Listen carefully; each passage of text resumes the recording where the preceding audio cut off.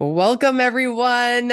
We have Tiger Talk Thursday. This is actually episode 41 of Transitioning to Life After Sports. And I'm really excited about today's guest because we've got Julie Turris on the line. Now, Julie is not an NHL athlete, but she is married to one. And it's not about just having to speak to pro athletes. We're speaking to athletes of all different backgrounds, but I really wanted to get the perspective of a wife. And now I know, Julie, you are way more than just a wife.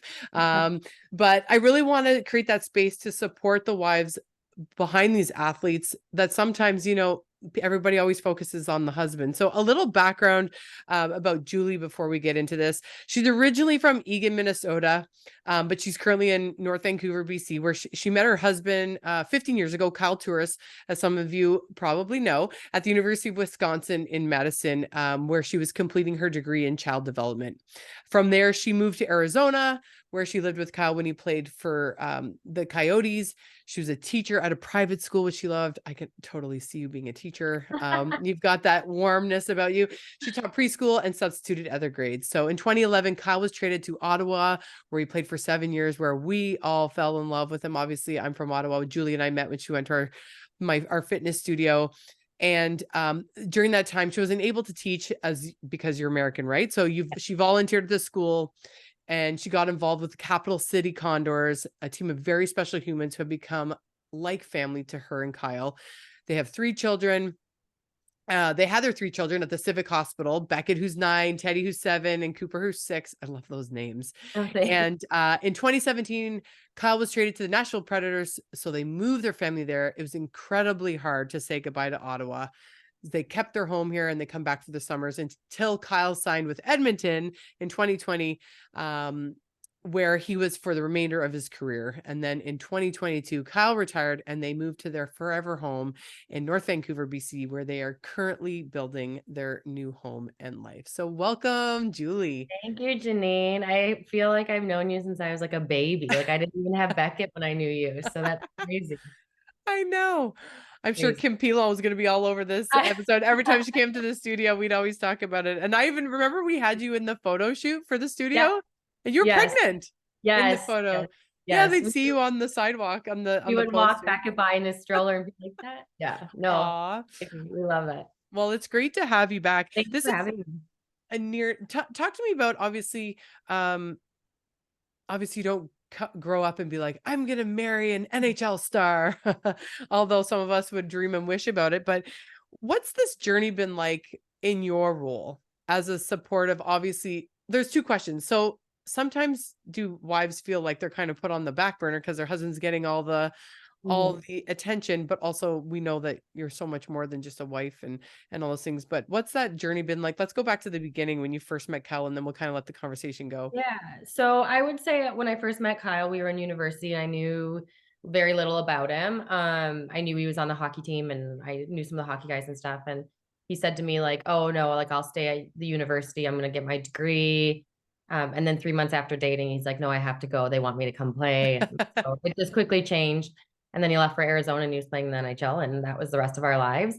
It was crazy when we were younger because our lives went in such different trajectories. Like I was in college doing the college thing and he had a career and he was doing that. So we did long distance for a couple of years and then I moved in with him in Arizona. And then I worked and I had my own thing and I was a teacher and I loved that. But then when we got traded to Ottawa, that's, I feel like when it kind of started to get a little bit crazier. I couldn't work in Ottawa and that became a bit difficult. But I found other things to occupy my time that I loved doing. So at the beginning, I didn't really know much about what I was getting into, but I remember whenever I would be complaining or having a hard time with it and stuff, I'd call my mom and she's like, well, you chose to be with Kyle. This is what his life looks like. So you either are part of it or you're not. So it's your choice. Would you mind sharing just so people can relate? What would the hard in your mind, what would that hard be? The hard things would be he would be gone quite a bit, a lot of it. Like when he got traded from Arizona to Ottawa, we didn't have kids, which that puts a whole other kink in it. And I remember at the time when I was in my early 20s getting traded with a dog, I was like, how do we move our dog? Like, what's Leo gonna move to Ottawa? And now I'm like, oh, that would be nothing. But Yeah. he just like that he left the next day to go to Ottawa. And so I had to pack up the house and do the movers and Okay. figure flights with my dog, figure out where we're living in Ottawa, all these things. So it's a lot of, like the first one is a bit hard because you're just trying to figure out all the pieces. So that was hard, and it happens just so fast. So I find the women are usually the ones picking up the pieces while they just go off. Um, Yeah, so that's got to be an emotional roller coaster. I mean, yeah, oh that is yeah, a like lot. it's a lot of unknown, I think. So, but you get tough, like each time you do it, you get better and better and you get more confident in yourself and you kind of just roll with the punches and you realize very quickly that home is wherever they are. So wherever Kyle was and my kids are, it didn't matter where we were. But those things would be hard. It'd be hard when you'd be on the road and I'd be by myself. I'd be pretty lonely. It Yeah. was hard to find a new identity in this and what I looked like in it. But I was very lucky to always have really good teams with really good girls that we kind of banded together Yeah. and on each other. So I always felt like I had a community in that. And then I would make really great friends outside of it too. So Can you go back to that identity piece? I really love that you shared that because even like with the transitioning to life after sports conversation, I mean, the players are going through a massive identity shift and you kind of just have to be a chameleon. yes, totally. Chameleon is like a really good word for it. I find I didn't struggle with my identity when he played, because I knew that there was a season of my life that I'm just going to kind of be uh, following him around to different places, and it was a little bit more on him, obviously. But again, I never felt like I didn't have an identity. Like I knew my role was to support our family and to support the house and to keep things going and smooth in that way. I will say now that he's retired and I'm not doing that, I am struggling to find a bit of where I fit into the picture or what my passion is or what I like or what I want to do. So I think that's probably where there's a little bit of a learning curve. How has I that been? Like I was talking to Kurt David, who won the Emmy Award for producing the Glory Days, and he interviewed some athletes in Metro Detroit. This was, I think, 2009, I want to say, but he was talking about how the divorce rate is so high when athletes retire because you spend so much time apart and then all of a sudden you're reintegrating back into your home. Now, obviously, I don't see that for you and Kyle at all. I've seen you guys in person and your family life, and you guys just seem like such a perfect oh, connection, but that's got to be it tough. is no, it is different. It's very different because we've only known, I mean, we've dated 3 months before he left and we did long distance. So This has been the whole relationship. so our whole relationship has been him leaving and coming back and leaving, coming back, and kind of this yin and yang in that sense, and me doing my thing in the house and then him fitting in and then going away. So it You're like, was you cannot, you don't have a say. You don't, because you're not here half the time. This is my decoration. it's very, I mean, if I could, we would just like watch movies and have takeout all the time, but no, he's like not about that. So I have no, but Oh, it so was. now he's looking for a meal when he comes home, or Oh yeah, like every night I'm not like being able to, order my food and just kind of relax and watch my shows. But it was like with him, he likes to stay busy, so he's back in school and everything. So he has his own thing. But I do find it was the first because this is it's the second season of hockey he's not playing, but it's only been about like a year and a half, like a year and a bit since he's retired or had stopped playing. But so it was a definite, like our marriage has always been very easy. I always thought like we had to we hit a little bumpy road where we're like, oh, this looks different. How do we adjust to our new roles? And it's just a lot of communication and a lot of like explaining what you need and what you expect. And then yeah. it's a lot easier. So What advice would you have for maybe some females that are getting into relationships with pro athletes? I think too, it might be, you don't strike me as someone that has a major ego no, or as someone who's like trying to share try the, not to.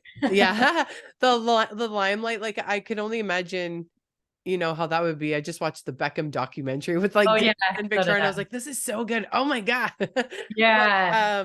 did you struggle with that at all? Or No. I mean, yeah. Ryan Condra, like you from back in the day, like her and I were really close and we used to joke. Like I think we found humor in it. Like we didn't take ourselves too seriously, but like at galas or at events and stuff, we'd put our invisibility cloak on because they want us to take the picture just to step aside. So we joked about it, Yeah. but I was never at all. Like I was always so proud of him and so proud to be his wife and like Yeah. so proud to be a part of this really special time in his life. So I never looked at it like it was all about Kyle.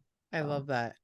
Yeah. And in terms of changing and transitioning to new teams, now I know you touched on it, and kind of having to just pick up and go, being left to do stuff. What advice would you have for maybe some females that are in relationships, maybe they're not married yet, or they are struggling with, the player leaving? Like, how do you deal with jealousy? Or you got this star, or women are throwing themselves at these men sometimes. Mhm. What advice do you have for women that are in that I situation? think I think you should be with somebody that you trust first and foremost, no matter what they do. So if they can't have a night out, or they're on the road, and you're having to worry about it, then I think Yeah. that maybe reevaluate that.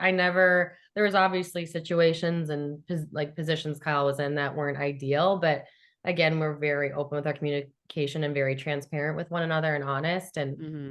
And I always trusted him, so I knew he'd always make the right decision in those situations. I do Yeah. think that it got, like, as far as like going to a new team and picking up and everything, it's like you're kind of in this like tornado, and then you get dropped down and you're like, oh, now I live in Brentwood, Tennessee. I've never been here in my life. I like when he got traded to Ottawa, I had to look on a map and be like, I'd never heard of Ottawa. So then it became my favorite city in the whole world. But I actually, like, after the first one, it's kind of like ripping off a band-aid. You get used to it, and you just, like, I would find, as long as I found our house, our doctors, and our schools for the once we had kids, once I had those three things checked off, then I was like, everything else just kind of was easy. And it was actually kind of fun to go to a new city and like not know the streets and just get to learn how to move around and make friends. And we were very lucky in all the situations that we landed in really great cities with really great support systems. I think you just have to be like, and I'm an anxious person and I struggle with anxiety, but you just kind of have to like let go and let God, just kind of like, it is going to all work out and it's all Yeah. going to be fine. And as long as you're with your partner and you have your family and you're all healthy and happy, it's all going to be okay. So Yeah, I love that. And your perception is your reality, right? So if you're coming at it with totally. that mindset, you're going to create that experience for you and A your million percent. family. I truly believe that about cities too, because everybody be like, oh, you don't want to play here, or this city sucks, or what. I'm like, but each city is what you make of it too. So if you Yeah. want to find a city like really bad and cold or boring or whatever, then that's what it will be. But if you go out and you get to know the city and like let the city like you, then you'll find a lot of stuff that you like about it and make the most of it. Oh, I love that, because every time I do speaking, I talk about how life's currency is showing up, and it's the cyclical, it's the energy you bring, right, is what the boomerang Totally. back. So I love that. Like, Oh, well, I love having the opportunity to have you on, and to give that perspective, because I think sometimes wives are left to not have a say or not share. So I think it's really important that we create space and create the conversation, and I think about athletes that retire, like they're humans too. Sometimes when I could just only imagine somebody watching this is going to be like, oh, poor you, you're married to an NHL player and you have to move. Like, what would you say to the person? That kind of would irritate me, but what's your yeah, response to those comments? I mean, I don't blame them. Like, I think if I were on the outside, I would be saying the same thing. You don't I have this very special bond with girls who have been in hockey because we just get it. Of I course. Yeah. don't think of myself as poor me. I truly like couldn't compare anything I've done to 97, 98, 99% of the things that are going on in the world. It's I just, I know. do know that everybody's allowed to feel like this is hard in my life at this time, and to own that and feel that, and to not compare to other people. Um, I remember, like, I remember these comments, and I don't take them to heart because I know that everybody has something going on, and I just think that everybody should allow everybody to have their own perception and perspective on things. And just because it's hard for me in this moment doesn't mean that it's taking away from anybody else's experience in something else. Oh, I love that. Oh, such golden, great advice. Well, thank you so much for hopping Thank you, on to have Tiffany. a conversation. I think it's so important. And for those of you tuning in, we have Julie Turris on the line. She's been married to Kyle Turris, who is in the NHL. Did you say 14 years? 14, yes, 14 yes. years, 4 different teams, children throughout their relationship as well. I mean, you met 3 months later, so such an important episode, and conversation to have. And this is episode 41. So thank Thank you you so so much. much for joining. Thank you.